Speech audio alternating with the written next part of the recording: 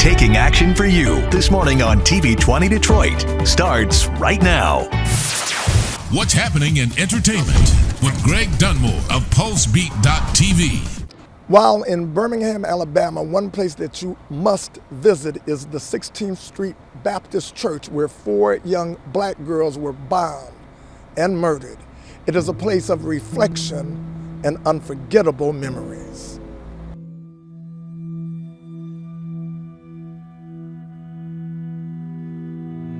A bomb exploded under the steps of the 16th Street Baptist Church.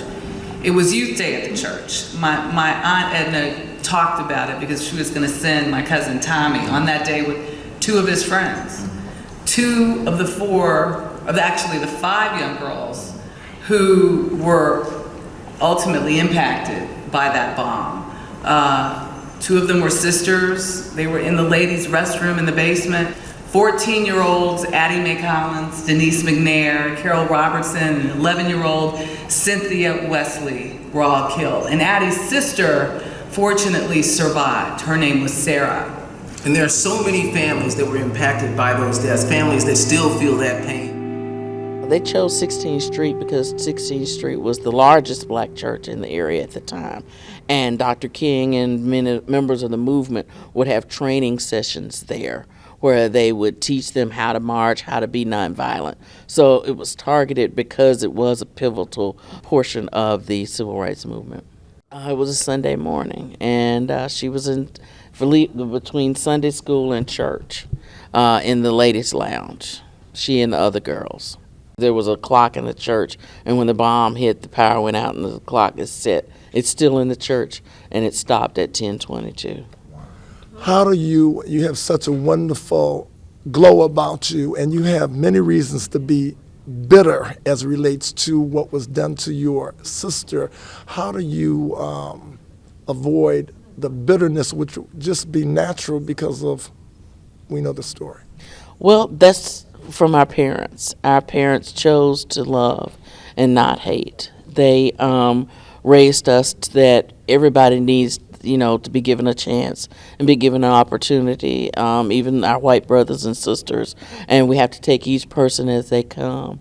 But I think also what helped that is their faith in God. But my dad didn't go to church with my mom. He went to a predominantly Lutheran church, a really small church of about 200 people, all black except for 5 people. And those 5 people were both 5 people were the pastor, his wife, and 3 kids. They were white. So that gave us the wonderful opportunity to know that not all white people hated us, but some of them could love us and be our friends and support the cause. Me being born almost exactly a year from the day that Denise was killed, they had another child to raise. They had another life to bring into this world. And 4 years later, I have a younger sister. So they had to do that. But as black people back then, you have to look at the situation. So much happened to us back then on a daily, regular basis. We understood as black people, you have to keep going. You have to keep moving. There was no time for grief and pity party. That just wasn't how we rolled back then, because it wasn't going to do you no good. And in 2023, and we talk about that we're not where we used to be, but our times optimistically much better today.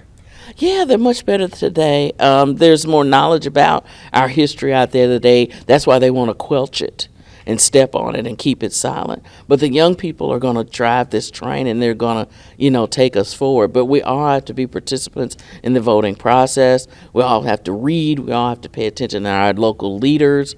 The journalists have to continue to share our stories so that our story stays out there. And I believe that we're just a generation or two that this kind of thing will be gone away, because the generations are going to look at the racist things and say, hey, we don't want to do that. That's not what we want to do anymore. And we're not going to go back.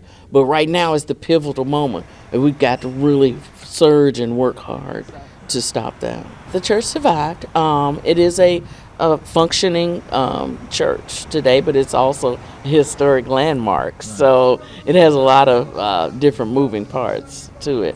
But yeah, they still have church every Sunday, and not only do they have the regular people who attend the church, but they often have visitors from all over the world who come in for the services on Sunday morning. The importance of the National Association of Black Journalists, the NABJ, and their spotlight on authors. Oh, this is just fantastic because there's so many black authors that don't get a platform or a voice or the larger voice that they need to have. So I'm grateful to have been invited today and asked to participate. This is amazing. We're grateful to have met you. And would you show the book so we can see that one? Wonderful. Dear Denise. And this is a picture of her with her favorite Chatty Cathy doll. Let's blow her a kiss in heaven above. Thank you so much.